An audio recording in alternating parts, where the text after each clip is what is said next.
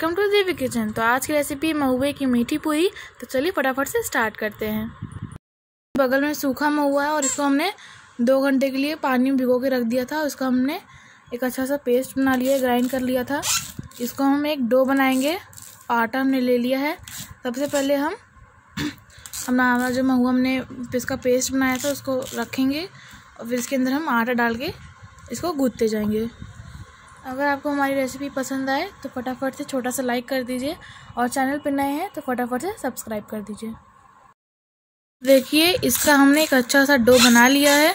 हमको इसी तरह का चाहिए। अब इसको जो है हम पूरियों की तरह अच्छे से बेल लेंगे। हमने यहाँ पे तवा चढ़ा दिया है और एक तरफ कढ़ाई चढ़ाई है, उसके अंदर हमने ऑयल डाल दिया है। आप कोई भी ऑयल यूज़ कर सकते हैं।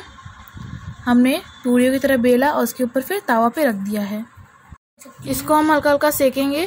इससे फिर हम जब ऑयल में डालेंगे तो ये थोड़ा सा कम तेल एब्जॉर्व करेगा, तो ये हेल्दी बनेगा। इसलिए हमने पहले तवा पे हल्का हल्का सेक लिया है, उसके बाद हम ऑयल में डालेंगे।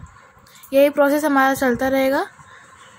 अगर आप ये मीठी पूरी बारिश के दिनों में या ठंडियों में खाएंगे तो ये बहुत ही फ़ायदेमंद होता है और हेल्दी होता है। तो आप इसे ज़रूर ट्राई करिएगा अपने घरों में। ये आम के अचार ज़्यादा अच्छा लगता है। अगर आप चाहे तो सब्जी बना सकते हैं, लेकिन आम के अचार से ज़्यादा अच्छा लगता है। देखिए हमारी पूरियाँ हो गई हैं। इसी तरीके से हम तवे पे और करेंगे और डालते जाएंगे और निकाल लेंगे। तो ये देखिए हमारा ये तैयार है। इस समय हम लोग नानी घर आए हुए हैं, तो कमर छठ की पूजा होती है। तो हम इसमें महुआ चढ़ाते हैं प्रसाद में। तो मम्मी ने आपके साथ ये वीडियो शेयर किया। तो मिलते हैं अगली वीडियो में, तब तक के लिए बाय बाय।